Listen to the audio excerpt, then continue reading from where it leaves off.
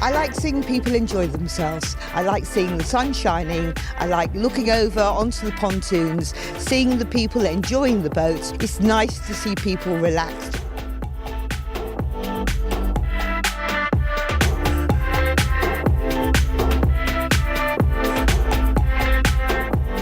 We're really proud that we can use the boat show as a mechanism to showcase the armed forces, but the Royal Navy and the Royal Marines in particular.